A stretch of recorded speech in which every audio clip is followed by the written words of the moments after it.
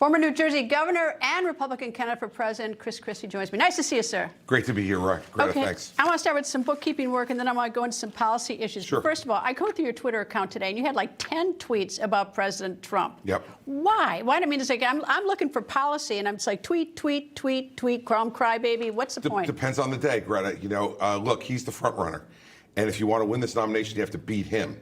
And I think a lot of the other candidates in this race are making a serious mistake by not encountering him, engaging him, and you have to beat him. Otherwise, he's going to be the nominee. So I don't see any reason to play this game in a way where you act like he isn't. We did that 8 years ago. I was in that race. We all paid attention to each other, paid no attention to him. By the time we got done paying attention to each other, he was the nominee. Was he a bad president? He failed us in a number of different ways.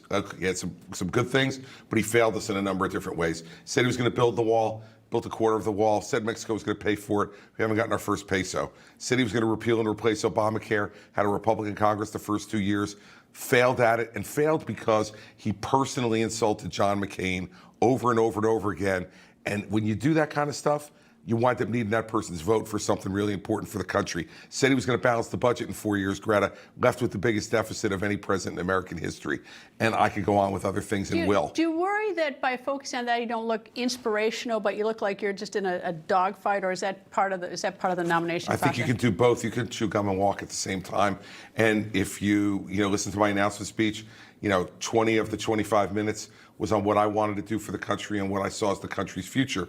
But I think you also can't ignore the fact that he's been the nominee the last 2 times. And if you want to win, you got to prove why you're going to be better than him. And part of that is to point out the problems in his record and the problems with how he's led or not led in this country. When we look around the world, I mean, one of the concerns obviously is weapons of mass destruction. I think one of the greatest weapons of mass destruction is a virus with gain of function. When you make it more potent, because viruses don't know any borders, and now it's so easy to make a virus. We all worry about uranium enrichment, but I worry about that. What would you, if you were president of the United States, how would you handle the growing risk of viruses in this country?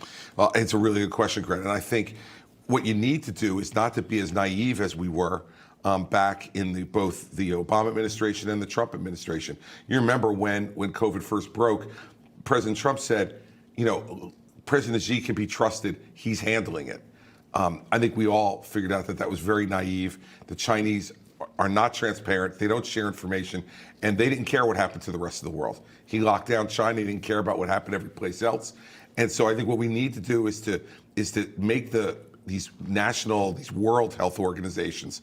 Would you pay money to the World Health Organization? I'm very down on them because I think they were carrying the water for China. That's what I was just going to say, is that we have to hold them accountable for how they miserably failed in the biggest pandemic we've had in over 100 years. What's the use of this organization if they're going to fail at that moment? And by the way, our own internal organizations did not color themselves in great glory either, whether it was the FDA or the CDC did not. And so one of the things I do as president is an entire recreation of those, and no money to the WHO unless they prove that they're not just going to be carrying water for China. Would you talk to Kim Jong-un? He's every time, we're not paying much attention to him in the media, but if you dig deep in the media, you find out that he's doing a lot of missile testing, and he's just going further in this war. I don't see any reason to talk to Kim Jong-un until Kim Jong-un decides that he actually wants to do something. But he's building all these weapons. Right, and he built all of them after Donald Trump went over and stepped into North Korea. And he was building them before. He was building them before. Well, that's what I'm saying to you. It's like... He didn't use them while Trump was president. Well, he never used them before that either. I don't think he intends to use them. I think he just wants to be a player on the world stage. I think he wants to try to impose discipline on the South Koreans. I think he wants to try to intimidate Japan. I think he wants to try to intimidate people in that region. And I don't think talking to him, Greta, quite frankly, does any good. See, I think we proved it doesn't do any good. See, I worry that he is involved in gain-of-function viruses, or at least that's on his radar screen, since everyone's learned now that that's a WMD, and it's very effective at paralyzing the world. And at the same time, I think, well, I'm not very confident in our intelligence community. Look at the 51 who did that letter right before the election. Yeah, I agree. Either they're incompetent, if this was 51 of our best and they thought it was Russian misinformation, that's what they thought, and they didn't even call the FBI to find out that they had Hunter Biden's computer. I mean, that's horrible. Yeah. Or they're deceitful. I mean, I'd almost rather have them deceitful because than incompetent. I think that's what they were. I think they were playing a political game. I think it's pretty clear that they wanted Joe Biden to be elected, and they wanted to do everything they could to make sure that he did get elected. I think that's what that was. I don't So think that was how do you incompetence. write that? Well, look, what you do is, if law enforcement were handling all that stuff the right way initially, we wouldn't have had all these problems. And I think there was a holdover from the Jim Comey group that we see now from John Durham's testimony was disgraceful and awful. And that's why I'm glad all the leadership from the Comey years is out of the FBI. What we need is a strong attorney general who is going to get that place under control and prosecute cases without fear or favor or partisanship. How do you predict Comey, though? Did Comey went I into could have predicted Comey. You predicted that ahead of time? I advised Donald Trump to fire him during the transition because my view of Jim was that Jim became a much different person after the incident with John Ashcroft. At the hospital. At the hospital, right. He began to believe his own baloney. And we used to call him St. Jim behind his back, the U.S. attorney community. We were reporting to him at that time as the deputy attorney general, but he was also my colleague when he ran Manhattan. He became a different guy. He began to believe that he was something different and special and that his judgment was flawless. You don't want anybody in charge of law enforcement who believes their judgment is flawless, because you know what's going to happen?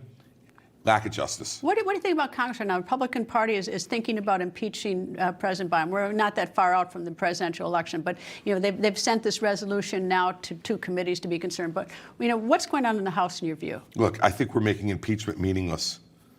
I really do, because I think the two impeachments involving Donald Trump, one just as he was getting ready to leave office, one over the Ukraine situation, which I didn't think was an appropriate impeachment.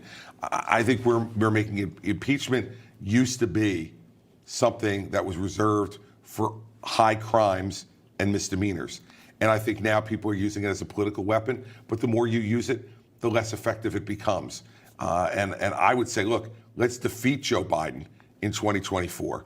That's the way to get him, because you're not going to get a 2/3 vote in the Senate to remove him. All right. Kensington, Philadelphia is an area we've covered in this show quite a lot, and even Vivek Ramaswamy is there. And it's not unusual in these urban areas of what's going on in these cities. It's just disgraceful how the people have to live, what they're putting up with.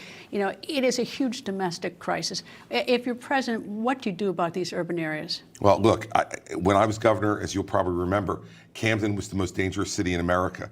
And what I did as governor is I went in there, tried to negotiate with the police unions to get better service. Nobody wants to be a police officer anymore. We can't even can't fill here in Washington. We're understaffed. Yeah, and it's going to be understaffed all across the country when you talk about the funding of the police. But in Camden, what we did was I fired the entire Camden Police Department for incompetence, and it was upheld in court. And we replaced them with 100 more officers at the same cost and trained them in violence de-escalation and community policing, got them out of cars, put them on bicycles and on foot. And what's happened in the 10 years since then, Greta?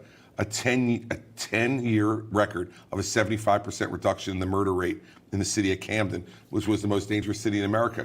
We need to support our police. We need to train them on violence de-escalation, train them on community policing, and let them go and do their jobs. But I don't think the police are the problem, Greta. It's these prosecutors who refuse to bring the cases. You were a prosecutor as a defense attorney. When I was a defense attorney, they were never that easy on my clients. Never. The prosecutors were hard on my clients. It's outrageous, and we need a president who's going to set a new tone about law enforcement in this country. Violent criminals belong in jail. People who are stealing and robbing from stores and from homes belong in jail. And we need to make it our point to get rid of these woke prosecutors who refuse to prosecute people and just let them out of jail. And you see New York, Chicago, Los Angeles, San Francisco. These cities are, they are going down the toilet because prosecutors won't prosecute. And that's why police are demoralized too. All right. Well, if I were a defense lawyer, I'd still fight like crazy, even if you have those. And that's what the system's all about, and that's the job of a defense lawyer. Exactly right. Governor Christie, thank you very much. I hope you come back. Thank you, sir. I will come back. Thanks, Greta.